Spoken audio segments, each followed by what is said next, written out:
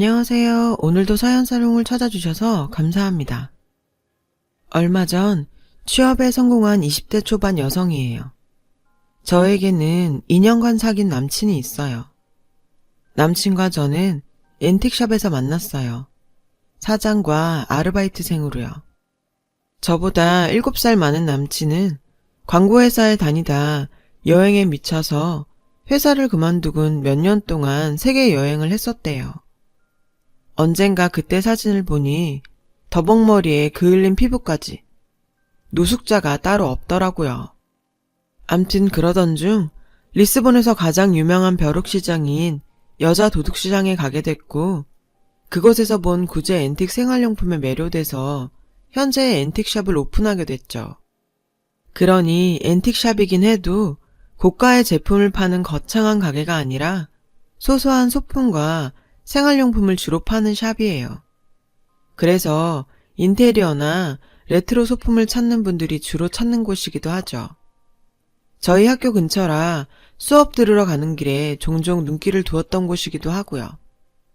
그러던 어느 날 가게 앞에 구인 공고가 붙었더라고요. 조건도 좋고 일도 어렵지 않은데 사람을 못 구했는지 공고가 한 달 넘게 붙어 있더라고요. 처음에 구인글을 봤을 때만 해도 별 생각이 없던 저는 마침 알바를 하던 고깃집이 문을 닫아 새로운 알바를 구해야 했거든요. 그래서 앤틱샵 면접을 보게 됐어요. 근처 대학 학생이네요. 근데 난 아르바이트생을 구하는 게 아닌데 어쩌죠? 가게 일이 힘든 건 아니지만 내가 가게를 비우는 시간이 많아서 믿고 맡길 사람이 필요하거든요. 남친은 1년에 한두 차례는 유럽이나 인도 등지로 물건을 구하러 가야 했어요. 직접 눈으로 제품을 확인하고 구매해야 하니까요. 그래서 자신이 해외에 나가고 없는 동안 상주하면서 일할 사람이 필요했던 거죠. 남친이 없는 동안 안채 관리도 하고 공과금 납부나 통관 세금 등 믿고 맡길 사람을 원했어요. 당장 일자리가 필요했던 저는 솔직하게 제 상황을 얘기했어요. 사실 저희 집 사정이 그리 좋지 않거든요. 엄마는 제가 중학교에 들어가던 해 세상을 떠나셨고, 저는 경제력이 없는 아빠와 두 동생을 건사해야 했어요. 학비며 생활비는 고스란히 제 몫이었죠. 솔직히 상황만 보면 제가 대학에 다닐 처지는 아니었어요. 그런데도 무리해서 대학에 다닌 건 신락 같은 희망을 놓고 싶지 않아서예요. 당시 저는 수업이 끝나면 고깃집에서 알바를 했고, 집에 돌아와서는 문서 대필 알바와 우유 배달을 했어요. 그러는 와중에도 장학금을 따내야 했죠. 엄청난 학비를 충당하려면 장학금 외엔 대안이 없었거든요. 그러니 미팅이며 나이트 같은 건 상상도 할 수 없는 일이었어요. 평범한 20대 대학생의 일상은 저에겐 사치였으니까요. 그렇게 죽을 똥 살 똥 발발대며 살아도 언제나 마이너스였죠. 해가 지날수록 학자금 대출은 주렁주렁. 한순간만 삐끗해도 순식간에 파산해서 길바닥에 나앉을 판이었어요. 솔직한 심정으로 하루에도 수십 번씩 학교를 그만두고 제대로 취직해 돈을 벌까도 생각했어요. 근데 그러면 제가 힘겹게 지탱하고 있던 내 삶이 무너져버릴 것 같더라고요. 그래서 죽을 힘을 다해 버티고 있었어요. 이런 제 이야기를 들은 남친은 일단 같이 일을 해보자고 하더군요. 수업 때문에 비는 시간은 사장인 자신이 메우던가 정 안 되면 파트 알바를 쓰자고요. 정말 고마웠어요. 일은 힘들지 않았어요. 구제물품이라 세척을 하거나 상황에 따라서는 수리를 하는 정도였죠. 그렇게 1차 작업이 끝나면 사진을 찍어 홈페이지에 제품을 등록하고 매장 안에 DP를 해요. 대량으로 인도 공장에서 들여오는 짜이컵이나 유리 제품, 스텐 조리도구는 지방에서 편집샵을 운영하는 손님들께 입고 문자를 보내기도 하고요. 게다가 남친은 일개 알바생인 저에게 물질적, 정신적으로 많은 도움을 주었어요. 모자란 학비도 내주고 집안 문제로 목돈이 필요할 땐 선뜻 큰 돈도 빌려주었죠. 제가 용기를 잃지 않도록 말이에요. 그러는 사이 우린 사장과 알바생에서 연인 사이로 발전했어요. 지금까지 제 주변엔 저한테 기대려는 사람들만 가득했었는데 이젠 저에게도 제가 기댈 사람이 생긴 거죠. 우린 제가 졸업을 하고 동생들이 경제활동을 하게 되면 결혼을 하자고 약속했어요. 그리고 드디어 그 시간이 되었죠. 아빠는 제가 결혼 얘기를 꺼내자 난감해 하셨어요. 당연하죠. 지금까지 제가 번 돈으로 먹고 살았으니까요. 제가 떠나면 살 길이 막막해질 테니까요. 고등학교를 졸업하고 취직해서 돈을 벌던 두 동생은 제 결혼에 찬성이었어요. 그동안 고생만 했는데 이제라도 제 행복을 찾아 단란한 가정 꾸리고 살라고요. 전 그렇게 동생들의 축하를 받으며 결혼을 결심할 수 있었죠. 문제는 남친 부모님 허락이었어요. 솔직히 제가 혼수도 변변히 해갈 형편도 아니었고 결혼 후에도 친정을 나몰라라 할 수 있는 상황이 아니었으니까요. 그래서 잔뜩 긴장한 채 남친 집을 찾았죠. 아버님은 온화한 분이셨어요. 제가 고학생 신분으로 대학을 졸업해서 번듯한 직장에 취직했다고 하자 기특해 하시며 몇 번이나 칭찬해 주셨죠. 그런데 예비 시어머니는 그 반대셨어요. 곳간에서 인심난다고 있는 집 애들이 주변에서 베풀 줄도 알고 성격도 좋더라. 없이 자란 애들은 티가 나도 나. 하필 지 가게에서 일하던 애를 데리고 와선. 예비 시어머니는 아버님 앞이라 평소보다는 말씀을 가려하셨지만 반대 의사만큼은 분명히 하셨어요. 예상했던 일이었죠. 어머님의 반대는. 그동안 남친 가게에서 일하면서 어머님은 자주 봐왔거든요. 솔직히 어머님이 절 안 좋아하신다는 건 진작부터 알고 있었어요. 처음부터 절 탐탁치 않아 하셨거든요. 며칠 뒤 어머님한테 연락이 왔어요. 남친 모르게 밖에서 만나자고요. 올 것이 왔구나 생각했죠. 하지만 피할 생각은 없었어요. 언제고 한 번은 넘어야 할 산이었으니까요. 내가 본로만 말할 테니까 잘 들어. 나 이 결혼 절대 못 시켜. 세상에 어지간해야 내가 허락을 하지. 딸내미한테 들러붙어 등골 빼먹고 사는 아빠에 줄줄이 딸린 동생들. 넌 이런 걸 달고도 결혼 생각을 했니? 왜? 순진한 내 아들 꿰어서 그지 같은 네 팔자 덤탱이 씌우려고? 그래, 100번 양보해서 그딴 것들 다 이해한다 쳐. 근데 세상에 너 남편 잡아먹을 사주더라. 기가 얼마나 센지 너랑 엮이는 남자들은 죄다 황천길 행이야. 근데 그걸 알고도 내가 너한테 금쪽 같은 내 아들을 줄 수 있겠니? 어림도 없지. 내 눈에 흙이 들어가기 전엔 나 니들 결혼 절대 안 시켜.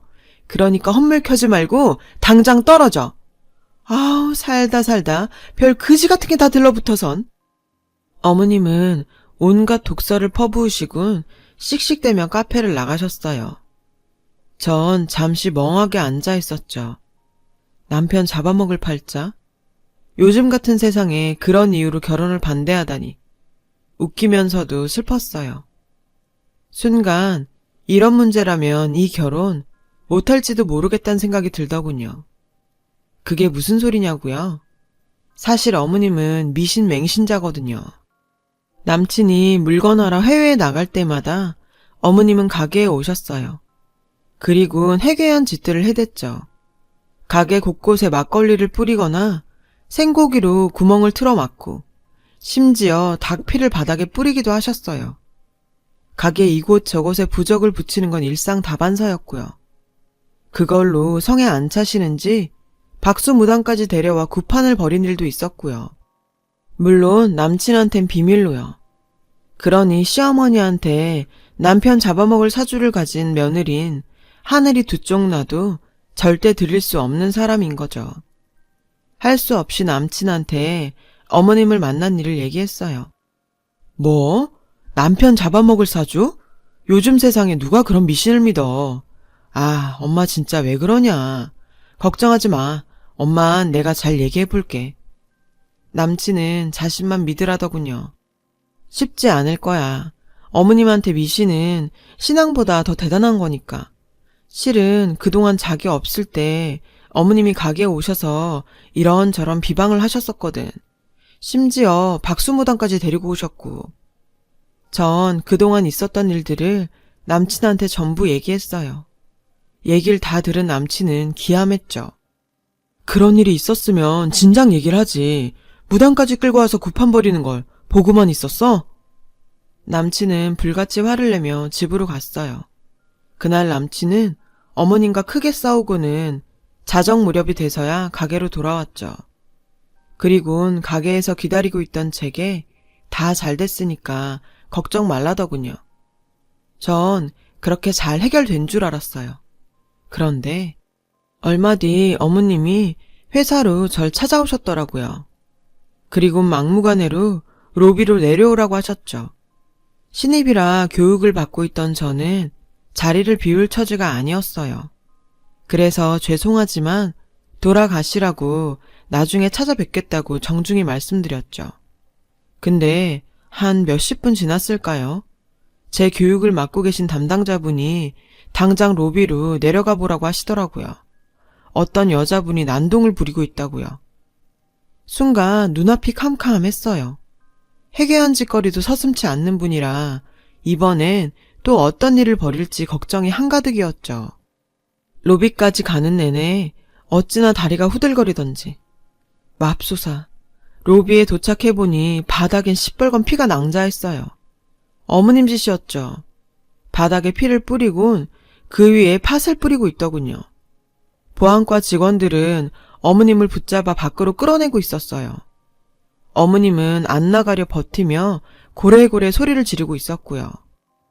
나와 어서 내 아들한테 찰싹 들러붙어선 피 빨아먹고 사는 거머리 같은 년아. 나와! 악을 쓰는 어머님을 보자 쥐구멍에라도 숨고 싶은 심정이었어요. 앞으로 회사 생활을 어떻게 해야 하나 걱정도 되고 이런 일이 계속 벌어질 거라 생각하니 아찔했어요. 절 보자 어머님은 먹잇감을 포착한 하이에나처럼 달려들어 제 머리채를 잡았어요. 너 잘 만났다. 가진 거라고 몸뚱이 하나뿐인 주제. 감히 내 아들을 넘봐? 사주도 더럽게 타고난 년이 내 아들까지 잡아먹으려고? 당장 떨어져라 이년아. 내 아들한테서 떨어져. 다행히 보안과 직원들이 달려들어 어머님을 제게서 떼어냈지만 전 이미 만신창이가 된 후였죠. 너무 창피하고 무섭고 억울해서 참다 못해 남친한테 전화를 걸었어요. 자기야, 당장 와줘. 당신 어머니가 우리 회사에서 난동을 부리고 계신다고. 잠시 뒤 남친이 달려왔어요. 그 사이 많이 진정된 어머님을 남친을 보자 자리를 박차고 도망을 치셨죠. 청소하시는 이모님들만 남아 어머님이 바닥에 뿌리신 피를 힘겹게 닦아내고 있었고요. 자기야, 이거 보여? 어머님이 뿌리신 닭피야. 조금 전까지도 내 머리채 잡고 남편 잡아먹으려니라고 욕을 퍼붓고 계셨다고. 나 이렇게는 못 살아. 아무리 자기를 사랑한다지만 이렇게는 못 산다고. 저는 주저앉아 엉엉 울었어요. 남친은 말을 잇지 못하더군요. 자기 엄마가 저지른 몰상식한 짓거리에 자기가 할 말을 잃은 거죠. 몰랐겠죠. 자신의 엄마가 어떤 사람인지를. 남들한테는 별 모진 짓을 다 해도 자기 자식 앞에선 세상 좋은 부모로 살아왔을 테니까요. 그 사이에서 저만 죽어나는 거였죠. 그날 밤 우린 남친 집에 찾아갔어요. 그리고 그날 있었던 일을 아버님께 말씀드렸죠. 아버님은 어머님을 끌고 나와 제 앞에서 각서를 쓰게 하셨어요. 앞으로는 절 괴롭히지 않는 것은 물론 회사에 찾아가지 않겠다는 내용이었죠. 아버님 기세에 눌려 그런가 어머님은 꼬랑지 내린 강아지처럼 순순히 각서에 도장을 찍으셨어요. 미안하다고 사과도 하셨고요. 그렇게 그날 일은 일단락이 났고 얼마간은 잠잠했어요. 어머님도 이번 일로 많이 달라지신 것 같았죠. 하지만 그건 제 착각이었어요. 얼마 뒤 그게 끝이 아니라는 걸 알게 된 사건이 벌어졌거든요. 회사 일 때문에 한동안 바빴던 저는 오랜만에 남친 가게에 들렀어요. 놀래켜줄 생각에 연락 없이 갔더니 마침 남친은 가게에 없더라고요. 처음 보는 여자 혼자 가게를 지키고 있었죠. 새로운 직원인가 싶어 사장님은 어디 갔냐고 물었어요. 그러자 여자는 되려 누구냐고 묻더군요. 약혼자라고 했더니 글쎄 피식 웃는 거 있죠. 그러더니 자기는 어머님 소개로 남친과 소개팅을 하러 왔다는 거예요. 마침 그때 안채에서 어머님이 나왔어요. 절 보자 회심의 미소를 지으면서요. 그 모습이 아무래도 의심스러웠죠. 어머님, 이게 무슨 소리예요? 소개팅이라뇨. 무슨 소리긴? 내가 말하지 않았니? 너랑은 절대 결혼 못 시킨다고. 그러니까 헛꿈 꾸지 말고 꺼져. 기가 막혔어요. 그런데 어머님이랑 마주보며 킬킬거리는 여자의 얼굴이 낯설지 않은 거예요. 이목구비랑 웃는 모습이 딱 어머님이었죠. 근데 두 분 많이 닮으셨네요. 꼭 모녀처럼. 제 말에 어머님은 사색이 되어선 여자를 데리고 밖으로 나갔어요. 그리곤 서둘러 돌려보내더라고요. 이상했어요. 제 말에 놀라는 것도 그렇고 평소 같으면 눈에 쌍심지를 켜고 따졌을 어머님이 순순히 여자를 데리고 밖으로 나간 것도요. 아무래도 어머님이 계략을 꾸미는 것 같았죠. 그래서 주말마다 어머님을 미행했어요. 미신에 빠져 사는 어머님답게 매주 무당집을 찾으시더군요. 그런데 전 거기서 보지 말아야 할 것들을 보고야 말았어요. 겁이 났죠. 제가 알게 된 사실을 남친한테 알리면 엄청난 후폭풍이 밀려올 테니까요. 그렇다고 모른 척할 수도 없었어요. 그래서 남친과 예비시댁을 찾았죠. 아버님 앞에서 모든 일을 밝히려고요. 그렇게 절 못 잡아먹어서 안달이던 어머님은 아버님 앞이라 나긋나긋하게 절 대하시더군요. 게다가 제가 온다고 한 상 가득 차려놓으셨고요. 밥부터 먹자는 아버님 말씀에 전 먼저 제 얘기를 들어주십사 부탁했어요. 그리곤 그동안 어머님을 미행하면서 찍어두었던 사진들을 아버님께 드렸죠. 솔직히 고민 많이 했어요. 그래도 알 건 아셔야 할 것 같아서요. 사진에는 어머님이 무당집을 드나드는 모습과 박수무당과 장을 보고 모텔로 들어가는 모습이 찍혀 있었죠. 사진을 보자 얼굴이 벌개진 아버님은 그 사진을 냅다 어머님 얼굴에 집어 던지셨어요. 아버님은 죽일 듯 노려보며 소리치셨죠. 이 여편네야, 이게 무슨 짓이야? 그제야 사진을 본 어머님은 사색이 됐어요. 허겁지겁 바닥에 흩어진 사진을 주우며 오해라며 용한 무당이라 자주 찾긴 했지만 당신이 생각하는 그런 사이는 절대 아니라고 부인했죠. 이 영악한 년이 내가 지들 결혼 반대한다고 날 모략하는 거예요. 여보, 내 말 좀 믿어줘요. 30년 넘게 한 입을 덮고 산 사람이 날 그렇게 몰라요? 당신 돈 번다고 7년이나 사우디 나가 있을 때 나 혼자 애 키우고 살면서도 힘든 내색 한 번 안 했어요. 그런데 날 어떻게 박수무덩이랑 엮어? 그래서 정말. 어머님은 눈물까지 흘려가며 연극을 하더라고요. 그 눈물에 아버님이 살짝 흔들리는 것 같았어요. 그러자 어머님은 이때다 싶었는지 절 공격하시더라고요. 너 이러는 거 아니다. 아무리 내가 널 반대했기로서니 어떻게 사람을 이렇게 모함할 수가 있니? 네가 나 미워하는 건 안다만 멀쩡한 남의 가장 파탄내는 건 나쁜 짓이야 얘. 여자 하나 잘못 들어오면 집안이 망한다더니 그 말 틀린 거 하나 없다니까. 아휴 내 팔자야. 어떻게 저런 게 우리 집에 들어와선. 어머님 모함이라뇨. 어머님이야말로 저한테 왜 이러세요? 왜 절 나쁜 사람을 만드시냐고요. 여자가 잘못 들어오면 집이 망한다고요? 외람되지만 그 말은 제가 들을 말은 아닌 것 같네요. 이유는 어머님이 더 잘하실 거라고 생각해요. 그리고 왜 어머님 쇼 그만하세요. 다른 사람들은 몰라도 전 안 속아요. 이게 어디서 바락바락 대들어? 네가 이러고도 내 며느리로 살 수 있을 것 같아?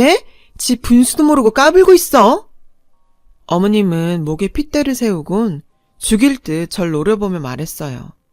어찌나 기세 등등하시던지 누가 보면 오히려 제가 죄 지은 사람인 줄 알겠더라니까요. 그렇다고 이렇게 밀릴 순 없었어요. 그동안 당한 게 너무 억울했으니까요. 저요, 어머님 며느리 안 하면 그만이에요. 솔직히 조용히 헤어질까도 생각했어요. 저만 입 다물고 사라지면 될 일이었다면 그랬을 거예요. 근데요, 제가 그런다고 어머님이 악행이 끝이 날까요? 모르긴 해도 어머님은 상현 씨가 데려오는 며느리감이 성에 안 차면 언제고 저한테 했던 것처럼 괴롭힐 뿐이에요. 그래서 안 되겠더라고요. 어머님 때문에 상처받는 건 결국 어머님 아들 상현 씨일 테니까요. 전 제가 사랑하는 남자가 더 이상 고통받는 건 볼 수 없어요. 모함이라고 하시니 이번에야말로 더 확실한 증거를 보여드려야겠네요. 더 이상 어머님이 아버님과 상현 씨를 기망하지 못하게요. 그리고 이거 한 가지만 알아두세요. 여자가 잘못 들어와서 집안이 망하는 게 아니에요. 잘못을 저지른 사람 때문에 집이 망하는 거지. 어머님처럼요. 나머지 일은 가족들끼리 해결하시는 게 좋겠네요. 상현 씨, 상황 정리되면 연락해. 저는 아버님께 녹음기를 전해드리고는 그 집을 나왔어요. 제가 집을 나오고 얼마 안 돼 상을 뒤엎는 소리가 밖에까지 들리더군요. 어머님 비명소리도요. 얼마 뒤 남친한테 연락이 왔어요. 아버님은 어머님과 이혼 소송 중이시고 박수한테는 위자료를 청구하셨대요. 그날 아버님께 드린 녹음기에는 어머님과 박수무당의 대화가 들어있었거든요. 둘 사이는 오래된 내연관계로 그동안 어머님은 아버님 몰래 두 집 살림을 해오셨더라고요. 둘 사이엔 자식도 있는데 그게 바로 전에 남친 가게에서 본 소개팅녀였죠. 절 떼어내려고 맞선녀인 척 데려왔다가 제가 모녀 사이인 걸 눈치채자 얼른 돌려보낸 거였어요. 아무리 그래도 이부 동생을 오빠 맞선녀로 데려오다니 정말 엽기적이지 않나요? 아버님이 한국을 떠나 계셨던 7년 동안 어머님은 남친을 친정집에 맡겨두고 박수와 동거하며 애까지 뵀던 거예요. 솔직히 엄청난 일이기에 덮어둘까도 생각했었어요. 한 집안을 풍비박산 내는 일이니까요. 하지만 남친은 제 인생에서 처음으로 버팀목이 되어준 사람이었기에 은혜를 갚고 싶었거든요. 이번 일로 남친과 이별을 한다 해도요. 아무리 좋은 뜻에서 벌린 일이라고는 하지만 자기 부모님의 치부를 들춘 여자를 전처럼 사랑할 수 있겠어요? 솔직히 저라도 그건 힘들 것 같아요. 제 예상대로 남친은 잠시 시간을 갖자더군요. 저도 그러자고 했어요. 아마 우린 이렇게 이별을 하게 되겠죠. 그렇다고 해도 전 후회는 없어요. 언젠가 남친도 제 마음을 알아줄 거라 믿으니까요. 이래저래 복잡한 제 마음 들어주셔서 감사합니다. 들어주신 분들 행복하시고 항상 건강하시길 바래요. 여러분, 사연 댓글에 응원과 현명한 조언 부탁드려요. 좋아요와 구독은 저에게 큰 힘이 됩니다. 오늘도 좋은 일 가득하세요.